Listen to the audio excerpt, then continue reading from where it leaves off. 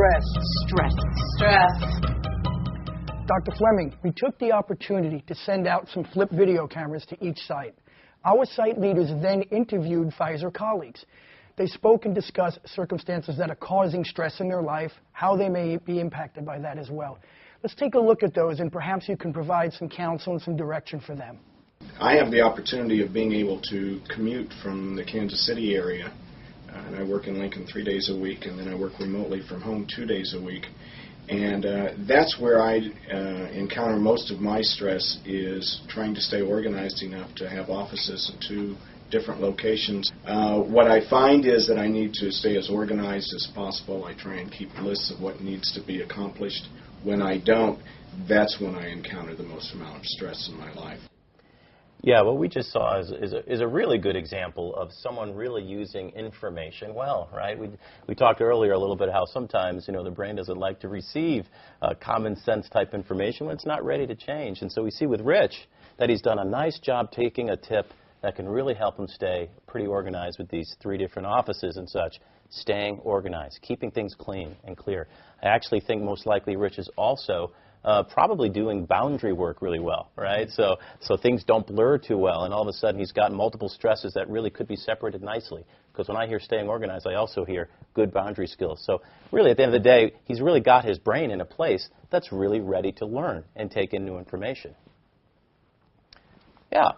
You mentioned something earlier that I felt that was very simple, something I could start doing today, and that was just changing my route to work. Sure. Is there other techniques that you could recommend? Yeah, absolutely. And when I gave that rec, it really was about getting the brain ready to try new things and to be in a place that can receive good info. And so part of that taking a new routine to work idea is you can also shake that up and try new household chores. If you were the one that was doing laundry and your wife was doing the dishes, change it up a little bit. If somebody's helping homework and someone else is doing something else, another kid activity, switch that up.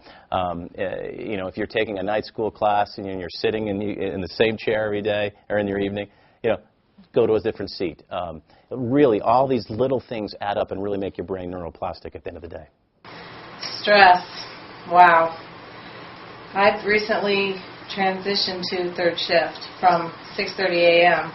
My new shift hours are from 10:30 p.m. until 7 a.m. The transition to 3rd shift has been difficult, and some of the stressors that I see are I have a bachelor's degree program I'm finishing in accelerated healthcare management. I also work 40 hours, once in a while a little overtime, and I'm training a new trainee. Some of the things I do to deal with my stress are I'm a list person, so I like to have those lists, and I go by those lists. I enjoy checking things off those lists. Dr. Fleming, what Tammy's confronting here is quite common for many of our Pfizer colleagues. There are shift changes, but very challenging, correct? Absolutely. Now, this is a really big one in the sense that you almost have to really get yourself out of a tendency to just make a quick sort of a trite kind of response to this, because there's some major neurophysiological changes when you do a huge shift change like this. The brain has to adjust, a new pattern has to develop, and what we're wondering about with her story and others is, are you really making appropriate accommodations in the rest of your life to get those basic survival physiological needs met, sleeping and all the other motherly duties and kid duties? There's got to be a lot more delegation and accommodations made for all these other needs. And what happens sometimes, especially if you're a list person, is you end up just putting all those other needs back on your list, because doing lists have worked in other types of settings where you needed to change. So why not in a shift scenario, right? So the brain does this sort of defaulting kind of thing. It's a one-size-fits-all type solution, right? So that can be a problem here as well. Some more practical tips is when you are on the other side of this fence of having to go through a shift change, certainly avoid stimulants and also try to keep your sleep pattern on the weekend consistent, because the tendency is to go back to what you know. If you had asked me 6 months ago, did I have any stress in my life, I would have told you no, because I always thought stress was something that weak-minded people had happen to them, and I always thought I was way stronger than that. It kind of comes with the badge, I guess. I have chronic headaches, and I ended up going to Cleveland Clinic to get treated for them. So I would literally get headaches every day at 9 in the morning, and they'd stay all day with me. A lot of my headaches, parts of my headaches, were caused by stress. My stress level before was a 10. I was really sick. I had to quit working for a while. I've had to adapt to the way that I do things. One of the things is I exercise. I joined the health club here at Pfizer, which is a great thing. I schedule breaks into my day. I do some self-hypnosis. There are two things I get from Mike's conversation. That is, none of us are immune to stress, and the physical side effects can be quite profound. Absolutely, yeah. Especially the headache stuff. Isn't that interesting too? You know, what we see is the blood flow when the cortisol and the adrenaline is flowing so much like it is, other organs are demanding it and it doesn't get up to the head as much. And so you'll see sometimes this response. But what's really interesting about his story too, especially coming from the culture of the fire chief and the strength and the honor, and he said, comes from the badge. I love that. His response to it and how he ended up working with the Mayo Clinic and using words like education was pretty much a pretty big change, because what you're dealing with here is having to go over your own identity, your own story of what is right and good and true. So Mike tackled this quite well. Yeah, I mean, it's amazing. Look what he did, right? I mean, he was able to get to some of the top medical professionals in the country at the Mayo Clinic, and exercise, which we know really builds that brain-derived neurotrophic factor that's going to fight off future attacks of stress. Self-hypnosis, wonderful. We talk a little bit about the gray matter changes that meditation-type responses can have. So this guy really did a full sweep in many ways, and I'm imagining can really protect himself from future onslaughts of stress. Yeah. His story reminds me of, I think about all the days he lost of work, try to resist the fact that it was stress. And something that you said earlier about, like, 80% of doctor visits are caused by stress. Yeah. Something that if we recognized that earlier on, if we had some kind of mechanism to kind of figure that out and kind of self-help ourselves, we could be saving a lot of time off of work and health expenses. You're right on, and it's interesting when we look at, in a recent study, the final tab of stress in terms of health expenditures, $200 to $300 billion. That's a lot of money, okay? And so we really got to think about the point that you're just talking about here, which is, wow, yeah, what is the future of Mike? Probably, a very healthy man, but also not utilizing and eating up those health dollars at his company. Do you think that has to do with the idea that stress, we use the word, it's ubiquitous, and it's stress, so we should all be feeling it or have it to some extent, but we're not treating it, or we're not trying to prevent it. There's an expectation that, of course, we should have stress. If you're successful, if you're this or you're that, you're... I think it's a great point. It's the new normal, right? I mean, we've taken this normal curve and then almost shifted it, like rewrote the rules for the X and Y axes, and it's like, okay, now this is normal. And it's like, no, wait a minute, that normal curve is supposed to be over here. We've changed what our baseline is, what we're comparing it to. And we create technology that's keeping up with it. Now the BlackBerries are on 24/7, and the information systems are nonstop. And so, yeah, and the brain is atrophying. Every time that we call ourselves successful, there's a quiet brain consequence. I'm currently undergoing a major transition within my career and my home life. I've been offered and have accepted a position with Pfizer in another country at another site. I will be transitioning within the next 6 to 8 weeks to a new position. I'm moving my entire family, my husband and my children, to a new country. I'm changing jobs. My new job will have more responsibility. And we have a home to sell in the midst of this economic downturn. The stress is affecting me in lots of ways. I'm having trouble sleeping. I'm having trouble focusing, and I've been prone to a few panic attacks. Michelle is encountering so many significant changes at a given time. If I go home tonight and my lamp has a light bulb out, I'm going to be stressed out for a couple of days. How do we deal with issues of such magnitude, so large at one time? Tony, it's a great point, and there are these moments in my work where I hear a story and I'm simply silent for a while, where it's simply that the measure of magnitude of someone's issue and how quick you respond is kind of correlated. I don't have a quick answer on this, because this is there's a largeness to this that needs to be honored emotionally for her, and not just her family. I listen to this story and I think this is a systems issue, right? This is the middle school or grammar school if there's kids. I think she said there was the kids issue, marriage issue, family issue, you name it. It's all levels hitting on it. work, economic. You add in the layers, it's there. And so when I hear something like this, you know, one of my first thoughts is to really get her to acknowledge the emotional depth of this first. And for me, when you hear the sleeping issues, the panic issues, we've got to change their nervous system first before we do anything else of sort of a planning and organizing and prioritizing. We've got to get now actually and you know this as well as a nutritionist, we've got to get the bare bones sleeping and eating kind of stuff, the physiological stuff in check. We've got to get that brain out of the sympathetic nervous system that's overfiring too much right now. And we really got to get that. And that could mean seeking some outside resources. You know, it could mean family therapy. It could mean sitting down with somebody to get everybody in the room and go, this woman's got a lot on her shoulders. Can we kind of get it a little spread? Because I'll bet you a lot of you are feeling some stuff. And maybe there's something collectively as a unit we can do to solve it as a team, so to speak. I think that would be huge for someone like this in this scenario. So to pause, stop, take care of the nervous system kind of changes first, and seek help. So we discussed how she would be able to manage her stress, but how does that transfer over into how she helps her family, especially her children, manage their stress? This is a really multi-level problem that has ripple effects, right? You've got a bunch of kids, and think about it, right? If you're a kid moving, you've got, you know, I'd love to be in that living room hearing you are doing what, Mom? You know, don't you know my friends? I mean, we're having to deal with a lot of secondary, tertiary type trauma on top of the primary one, right? And the kids typically end up, what I've seen at times is they'll go into a protective mode for their parents and say, well, you know, we'll put our smile on our face, we'll do it, you know, but inside they're dying, and right, and they're going to carry all that into school and then academic issues, and you can see how that one. So you're absolutely right. This is you know, it's as if you throw a rock in the middle of the pond and it ripples. And I think a real good corporate system looks at all the ripples, because that you never stop taking your brain in these different contexts. You take you and your life and your family and your work all into those rings, so to speak, and your solution has to take those into account. So you're nailing it right on the head.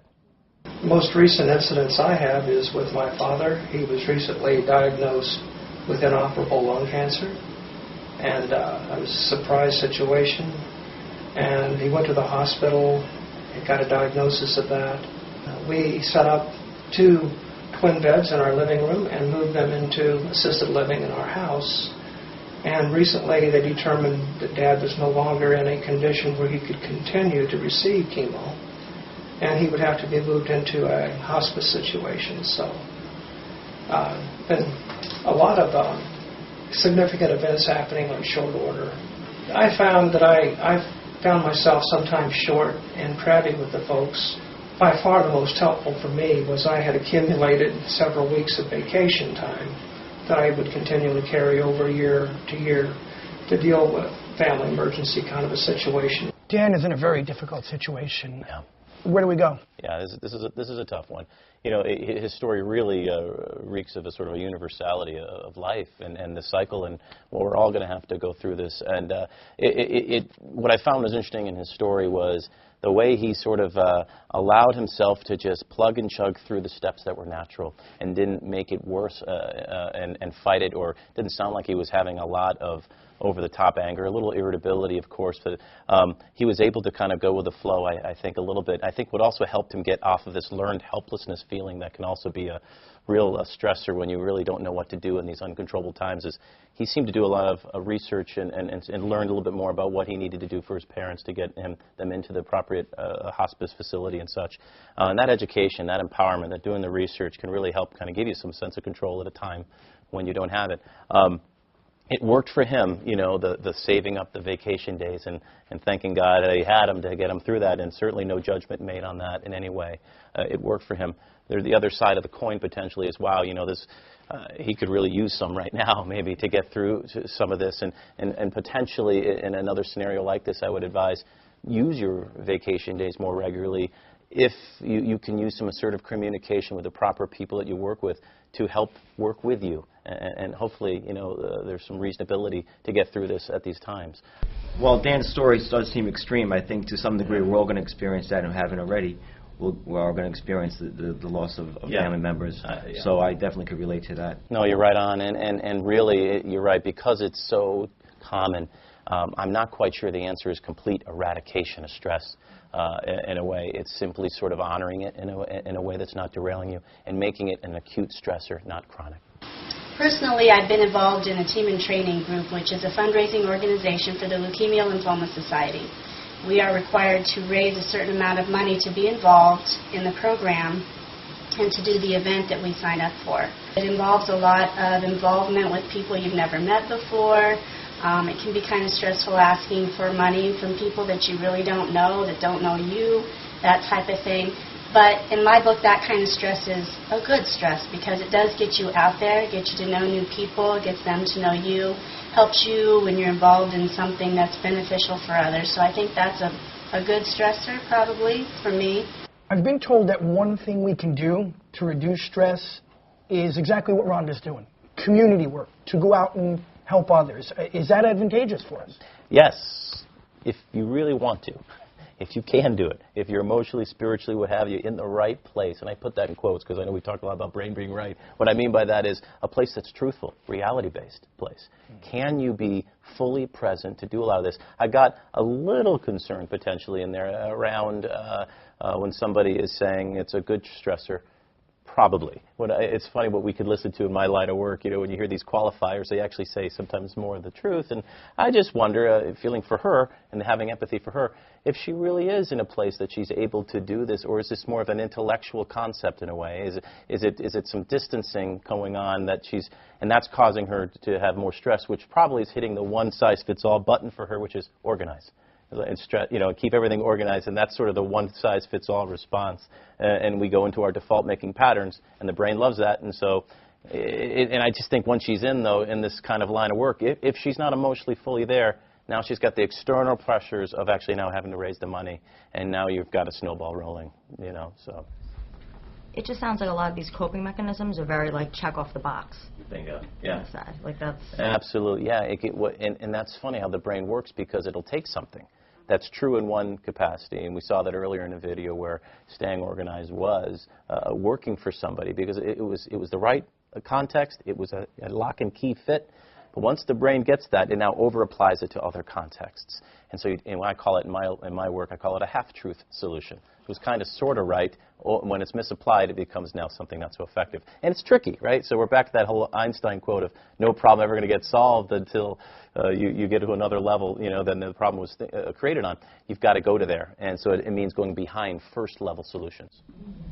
I think an important aspect, too, is what Tony was alluded to before, helping others is good. As society says it's good for you, but it may not be right for her at this moment. Absolutely, absolutely. And I think if you're going to go into these causes which have a very obviously spiritual piece to it, from a spiritual perspective, service is good, but I'd say truth is higher. Being truthful to yourself is a greater virtue, and you actually are doing better to the world by being more honest and real about that in many ways.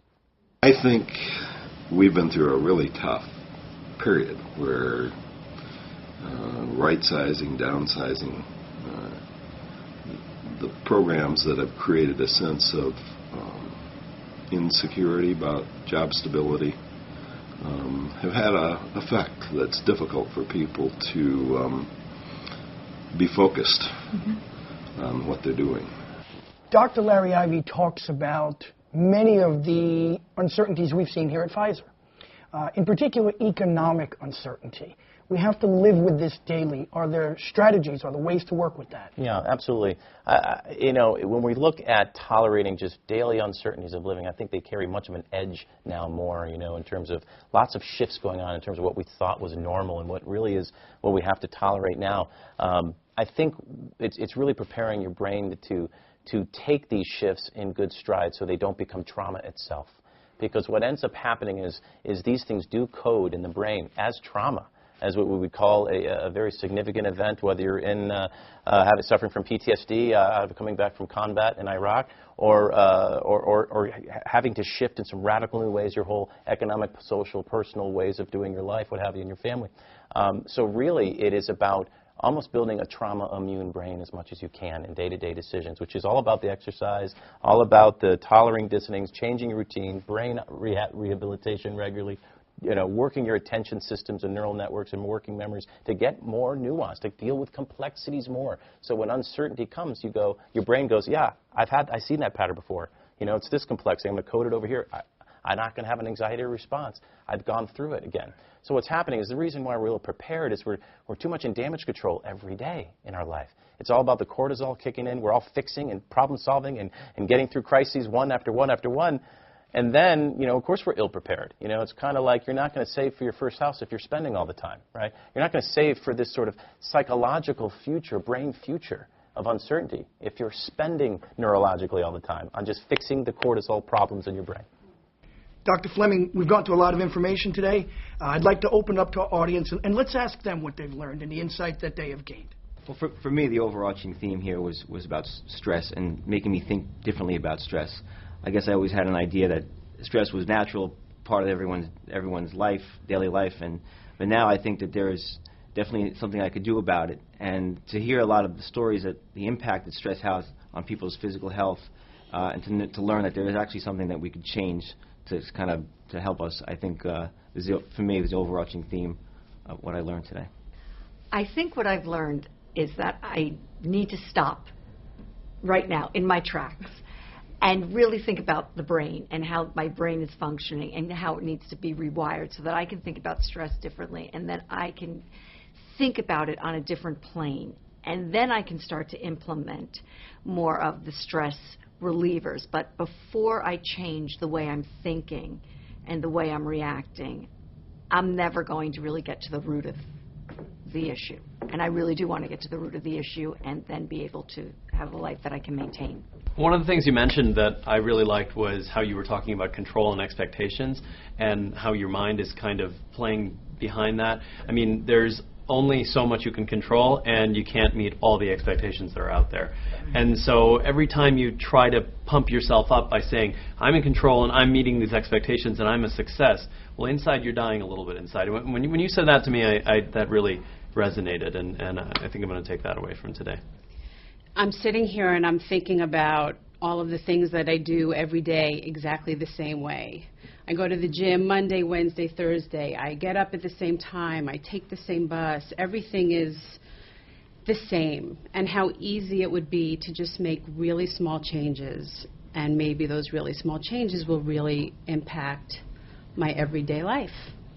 For me, the biggest thing was less about the stress, but more about changing my brain and changing the fact that the brain is used to a routine. We've gotten ourselves used to this routine, and we can't make any sort of changes unless we start breaking those routines.